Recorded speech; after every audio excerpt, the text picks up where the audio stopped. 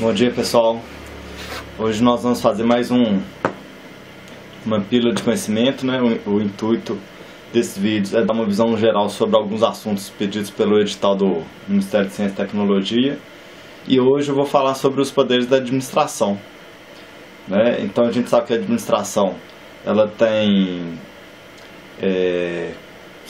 quatro poderes, né? Que é o poder hierárquico, o disciplinar, ela tem o poder regulamentar e o poder de polícia, e tem mais dois poderes que, apesar de não serem exatamente poderes, são tratados pela doutrina como tal, que é o poder vinculado e o poder discricionário.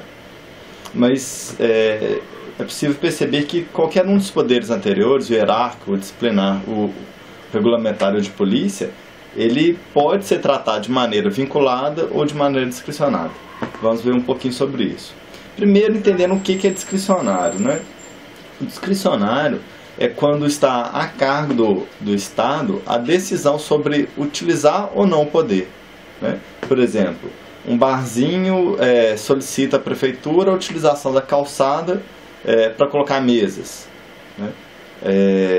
Está a cargo da prefeitura aceitar ou não, liberar ou não a utilização da calçada.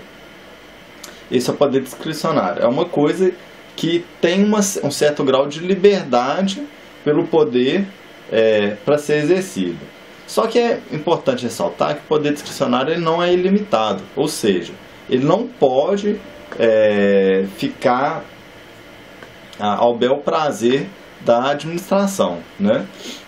Tem alguns limites, a gente vai ver um pouco sobre esses limites, que eles ficam principalmente limitados à finalidade, né, a forma e a competência. A gente vai ver um pouquinho mais sobre isso depois, né?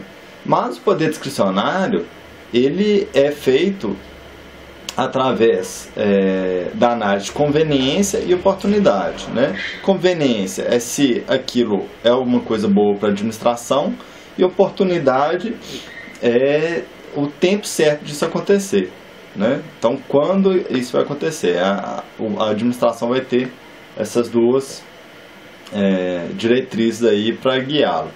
E também a questão da arbitrariedade, ou seja, a administração não pode utilizar esse poder de maneira arbitrária. Ela tem que ter uma coerência na utilização desse poder. E é aí que entra a possibilidade de controle judicial sobre o poder discricionário, né? No que tange a competência, quem tem competência para tomar aquela decisão discricionária, a forma que foi tomada e a finalidade. Ao passo que algumas questões da administração são discricionárias, né? Ou seja, tem essa certa liberdade da administração analisar se é bom ou não fazer, e algumas não. Algumas são vinculadas, ou seja, a administração é obrigada a fazer. É uma imposição da lei sobre a forma de agir da administração. Por exemplo, uma pessoa avança um sinal de trânsito. A administração pode decidir se ela quer ou não multar essa pessoa? Não pode. É obrigado que a administração multe essa pessoa, tá? Então, o discricionário é quando a administração tem uma certa liberdade para decidir se é bom pro bem público aquilo ou não. E o vinculado é quando a administração não tem essa liberdade. A pessoa fez todos os exames para tirar a carta de motorista, foi aprovado em todos. A administração tem que dar a carta de motorista para as pessoas, tá? Bom, vamos começar a falar um pouquinho agora sobre os poderes propriamente dito, né? Então, primeiro o poder regulamentar. O poder regulamentar, ele na verdade é um complemento à lei, né? Então, tem uma lei que rege um assunto, e o poder regulamentar ele vai complementar aquela lei de maneira a torná-la mais clara, né? Ele é feito através dos decretos, das instruções normativas, resoluções, portarias, né? E existe um tipo de regulamento que são regulamentos autônomos, que eles independem de lei. Por exemplo, o presidente da República pode pode extinguir um cargo que esteja vago, né? Ele não precisa de lei para isso, tá bom? Mas geralmente é um complemento à lei. Por exemplo, o ICMBio ele tem uma instrução normativa sobre o que é considerado comunidade básica lá, né? Comunidade básica. Então, essa instrução normativa é um exemplo do poder regulamentar. O poder hierárquico, ele trabalha a questão da hierarquia entre agentes de um órgão e entre órgãos diferentes, né? A função do poder hierárquico é organizar as funções do Estado, né? O objetivo dele é organizar as funções do Estado, permitir que o Estado trabalhe melhor, né? Bom, as decorrências do poder hierárquico são algumas. Tem a decorrência do comando, então uma pessoa que hierarquicamente ela é superior à outra, ela pode comandar, dar um comando para o subordinado. Ela pode fiscalizar, então o comando, fiscalização, ela pode fiscalizar se a pessoa está, né, se o subordinado o agente subordinado está agindo corretamente. Ela pode revisar, então a revisão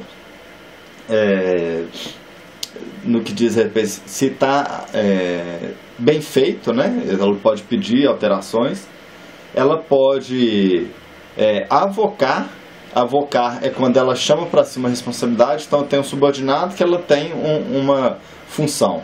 Eu, como hierarquicamente superior, como chefe subordinado, eu posso pegar uma função dela e decidir eu mesmo fazer, tá?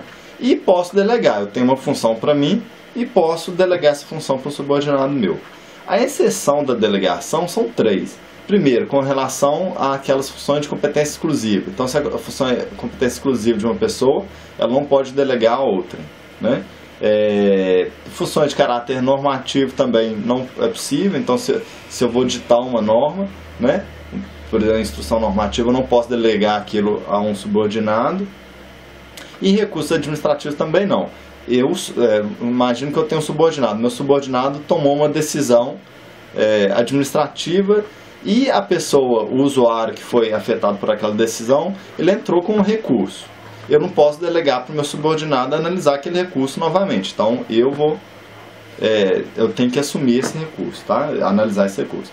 Então as decorrências é a função de comando, fiscalização, revisão, delegação, avocação e, por fim, resolução de conflito de competência. Eu posso definir quem é competente para realizar alguma coisa, tá? Bom, essa foi a função hierárquica. A função foi o poder hierárquico. O poder disciplinar é o poder que o Estado tem sobre as pessoas que possuem uma relação jurídica com o Estado, né? São as famosas sanções administrativas.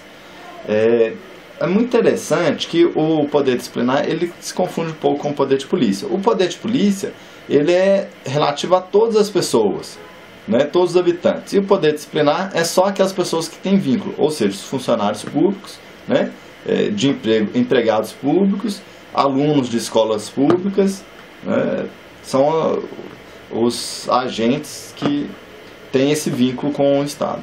E o poder disciplinar ele não possui tipicidade rígida, como tem no direito penal. Então, ele enumera os deveres, ele enumera as proibições e enumera as sanções. Mas ele não faz uma ligação rígida, como tem no direito penal. Por exemplo, no Código Penal tem roubar, pena de 4 anos de prisão. Roubar com agressão, pena de 6 anos de prisão. No poder disciplinar isso não acontece, tá? E os deveres que o agente público tem são o dever de propriedade, né, que é agir moralmente, né, de acordo com a moral. Tem o dever de prestar contas, então tudo que ele faz, ele tem que prestar conta, como que ele investe dinheiro, como que ele gasta dinheiro, né? E tem o dever da eficiência, ele tem que ser eficiente, ele tem que agir eficientemente. O que ele é proibido de fazer? Por exemplo, ausentar de serviço, né? Ausentar de serviço seria, por exemplo, uma advertência, né? Logar proveito pessoal, usar o cargo para logar proveito pessoal, poderia ser demitido, penalizado com uma demissão, né? Atividades extras no horário de trabalho, uma suspensão, a pessoa está usando o horário de trabalho para fazer alguma atividade, né?